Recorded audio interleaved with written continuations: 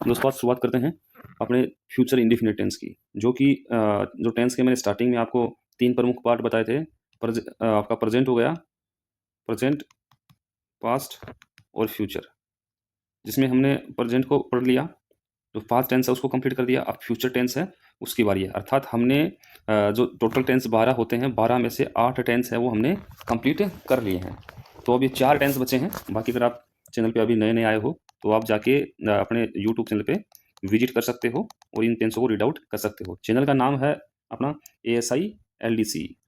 Channel का नाम है ASI LDC, ASI LDCE, ठीक है ना? ये अपने चैनल का नाम है।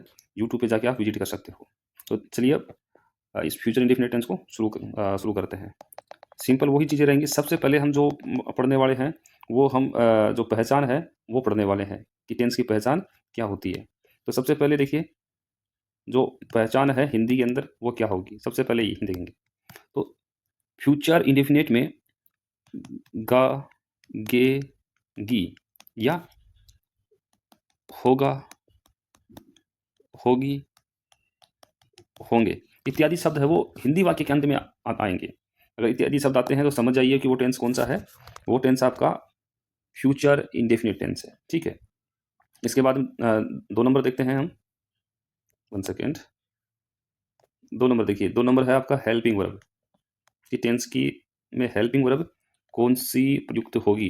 हेल्पिंग वर्ब की बात करें तो हेल्पिंग वर्ब शैल और विल होगा, शैल और विल। अब इसके बाद में देखते हैं जो मेन वर्ब, मेन वर्ब। तो मेन वर्ब की यहाँ पे क्या आएगी, प्रथम अवस्था, फर्स्ट फॉर्म आएगी, ठीक है ना। अब बात करते हैं सेल और विल का प्रयोग कैसे होगा।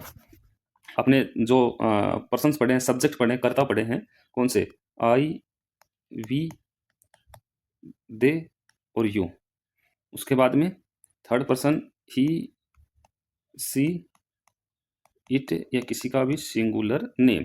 ये अपने क्या हो गए, सब्जेक्ट हो गए, कर्ता जो हम पढ़ते आए हैं, ठीक है। देखिए वैसे तो हम पढ़ते आए कि ये आई और आई वी दे ये क्या हो गए, फर्स्ट पर्सन हो गए। यू क्या हो गया, सेकंड पर्सन हो गया। ही सी इट क्या है, ये हो गए थर्ड पर्सन, तीसरे प्रकार के कर्ता। अब बात करते हैं सेल विल का प्रयोग कैसे होगा। तो यहाँ पे आई और वी, इसके साथ में केवल किसका प्रयोग होगा, सेल का प्रयोग होगा। बाकी सभी जो शेष कर्ता हैं, शेष सब्जेक्ट हैं, उनके साथ में किसका प्रयोग होगा, विल का प्रयोग होगा, ठीक है। वैसे अपनी मॉडर्न इंग्लिश के अंदर, मॉडर्न इंग्लिश में सभी जगह विल का प्रयोग भी करते हैं, लेकिन जो ओल्ड रूल्स हैं उसके अनुसार आई वी के साथ में सेल का प्रयोग होगा, ठीक है। तो चलिए एग्जाम्पल्स देख लेते हैं हम सीधा। तो पहला मैं अगर हिंदी वाक्य लिखूं तो मैं फुटबॉल मैदान में खेलूंगा। तो यहाँ पे कौन सा, ये अफर्मेटिव सेंटेंस है। SHVO इसका फॉर्मूला है कि सब्जेक्ट, हेल्पिंग वर्ब, वर्ब और ऑब्जेक्ट। सब्जेक्ट है इसमें आई, और आई के साथ में क्या आना है, आई के साथ में आएगा शेल। तो आई शेल। अब खेलना क्या है, खेलना को क्या बोलते हैं, प्ले। फर्स्ट फॉर्म रहेगी I shall play football in the ground, in the ground, और फुल स्टॉप आ जाएगा। सिंपल सा है। अगर इसी को हम क्या करेंगे, नेगेटिव बनाएंगे, तो नेगेटिव बनाने में क्या है, सब्जेक्ट आता है, हेल्पिंग वर्ब आता है, नोट लगाते हैं, वर्ब और ऑब्जेक्ट। तो यहाँ पे हम क्या कर देंगे, यहाँ पे लग जाएगा अपना नोट, ठीक है। ये नोट हो जाएगा यहाँ पे, और सेम का सेम वाक्य हो जाएगा, ठीक है। अगर इसी को क्या करते हैं, इंट्रोगेटिव बनाना है, तो इंट्रोगेटिव के अंदर ये वाक्य कैसा हो जाएगा, ये यहाँ पे क्या लग जाएगा, क्या मैं फुटबॉल मैदान में खेलूंगा, लास्ट में क्वेश्चन मार्क आ जाएगा फुल स्टॉप के स्थान में। और यहाँ पे जो एच वी है, हेल्पिंग वर्ब है, वो क्या होगा, वो यहाँ फर्स्ट में चली जाएगी। सेल है वो यहाँ फर्स्ट में आ जाएगा। देखिए कैसे आ जाएगा, ये सेल है, इसको यहाँ रख देंगे सेल, और यहाँ से हट जाएगा, लास्ट में क्वेश्चन मार्क। कैसे हो जाएगा, सेल I play football in the ground. यहाँ पे वाक्य इधर है तो इन द ग्राउंड, ऐसे हो जाएगा।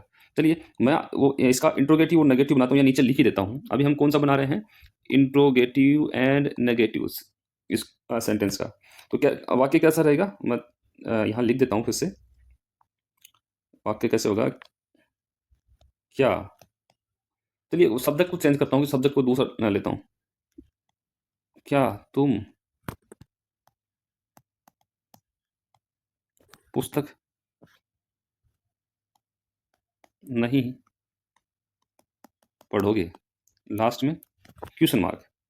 याद रखिए क्या भी है, नहीं भी है, अर्थात ये क्या है, इंट्रोगेटिव एंड नेगेटिव। ठीक है ना। फॉर्मूला देख लीजिए इसका। फॉर्मूला है कि पहले helping verb according to subject आएगी, उसके बाद में नोट आएगा, उसके बाद में वर्ब और फिर ऑब्जेक्ट आएगा। तो यहाँ सबसे पहले हमें क्या रखना है, हमें हेल्पिंग वर्ब रखनी है। सब्जेक्ट क्या है, यू, यू लिख लेते हैं। तो इसके साथ में क्या आएगा, इसके साथ में आएगा विल यू। अब क्या है, नोट, विल यू नोट पढ़ना, read, will you note read.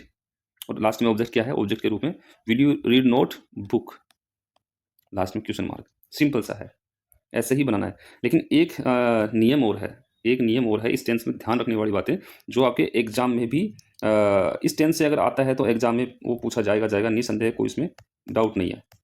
भाई तुझे क्या हुआ, इस पर क्लिक करते हैं, ये हो गया।